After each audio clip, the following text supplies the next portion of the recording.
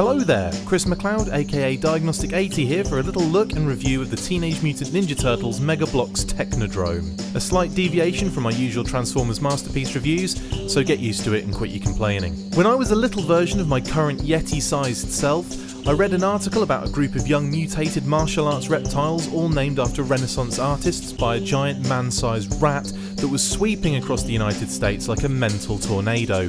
The premise sounded like an idea that was brought up during a particularly heavy marijuana session during the infinite monkey theorem that states if you leave a monkey in a room with a typewriter for an infinite amount of time, then they will almost surely type any given text, like the complete works of William Shakespeare, or in a similar vein, 10 seasons of the original Turtles cartoon. As I read about the Teenage Mutant Ninja Turtles in this article, I was sucked into its allure immediately and was also very excited to see the brand arrive in the UK and Europe, or London as the Americans call it. My excitement turned to confusion very briefly as the cartoon that aired on Children's BBC in 1987 smashed onto our screens as the Teenage Mutant Hero Turtles. Hero?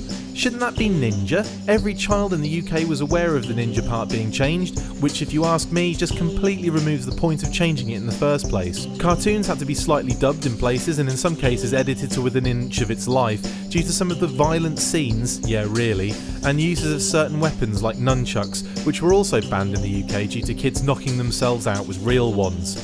Thanks, Thatcher. We got our own comics, had to have the logo changed on toy packaging and on every piece of merchandise, which let me tell you, was almost as infinite as the monkey theorem. Imagine the ball ache of changing all of that, and yet everyone knew they were the Ninja Turtles. That being said, I fell in love with the franchise and even managed to locate, Mum located, the original comics in graphic novel form. Mum had no idea it was a more adult-themed story originally, so I kept my mouth shut and read each of the 4 graphic novels she bought me cover to cover and back again multiple times. I collected everything I could find, and of course the toys were a massive deal for me. My first Hero Turtles were yoinked from Gerald's in Norwich and consisted of what we could find at the time, which I believe were the 4 Turtles and Shredder. Now, we are looking at a specific vehicle playset today, the Technodrome. Not to be confused with the Terrordrome, Thunderdome, Superdome, Georgiadome, Chrome Dome or the Danger Zone. It was never officially released in the UK and certainly not with the Hero Turtles logo, but I did see one in a Toys R Us many moons ago that was an import from the United States. Toys R Us doesn't do that anymore, but it's not as much of an issue nowadays with the ever-expanding infinite monkey theorem death hole that is the Tinterwebs. So, the Technodrome, the giant mobile, slow-moving spherical bad guy base from Dimension X, and basically the love child of Unicron and the Death Star, with a massive eye plonked on the top for added mental. Released in 1990 and much like the entire line of the toys, the design was impractical and ridiculous, which is exactly why it was such a huge hit with the childrens in the first place. The original is just hilariously awesome and packed with features. So fast forward a billion years, actually just 26, and we have the equally awesome Toys R Us exclusive Mega Bloks version, which is just amazing. My lovely wife Kate and I started the build on this bad boy back in October and finished it just a few days ago in February. It would have been completed earlier, but I was stuck in the UK while we went through the green card process. All in all, we took about 3 days to finish it, but you can halve that due to the way we had to work for the time-lapse film we made for this video. Anyway, let's enjoy that before I look deep inside this amazing set.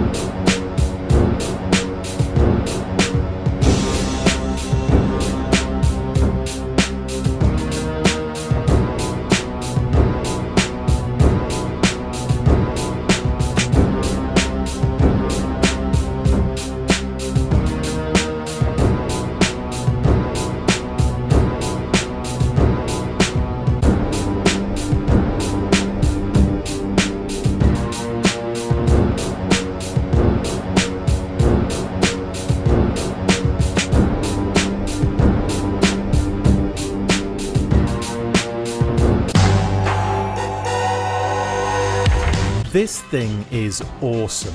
Let's start with the wonderful box. It's massive and contains 2 other boxes full of stuff. The artwork is beautiful and the interior of the main box is just gobsmacking. Seriously, somebody smacked me in the gob. It took a full-on half day to sort all of the pieces into a workable scenario.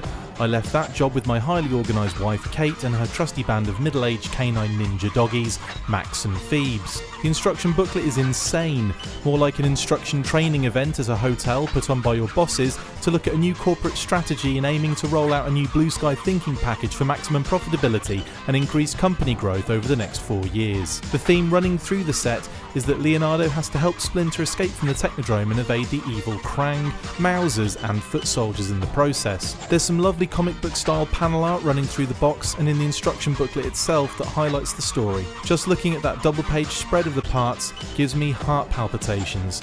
I'm actually amazed that all of the parts were included, as there were a few moments of actual panic when we failed to locate a tiny piece and it just happened to be there all along.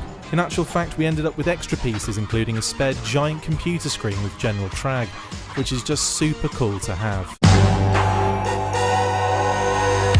Now, the figures included in the set: Splinter, a standard foot soldier, a metallic gold shell Leonardo, 4 Mousers and Krang in his walker.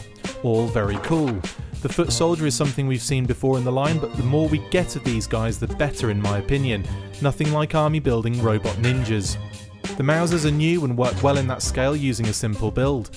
I will require 1 million of these, however buying that many Technodromes might set me back a touch in the money department. We've already had a standard Leonardo with a green metallic shell and a bronze metallic shell Leo with the giant robot body Krang set. The difference with this version of the blue bandana wearing katana slicing leader of the pack is another different head sculpt, gold swords and a different shade of metallic shell. I think it would have made more sense to include turtle characters that hadn't had a gold or bronze metallic shell version yet, but ho hum, still great to have an extra figure in here, and please for goodness sake stop saying metallic shell. Krang is great, very small but also very cute. He is only one colour, but there are some really awesome tiny details that add to his testicle aesthetic, and his walker is so much fun. It has little holes in the front for his tentacles to poke through and has a very faint glitter effect on the purple plastic that make up the base and the legs. I can't help but think a smaller robot body could have been added to this set, and this little guy could have slipped into that. I expect we will see one soon, but the only capacity I could think of it working would be in the new Mega Construct single sets. I'm sure it's only a matter of time, however. The shining star of the additional figures though has to be Splinter. He is too awesome for words, but I have to say something, so... Great design on the kimono, fits well and is held firm by that rubber belt.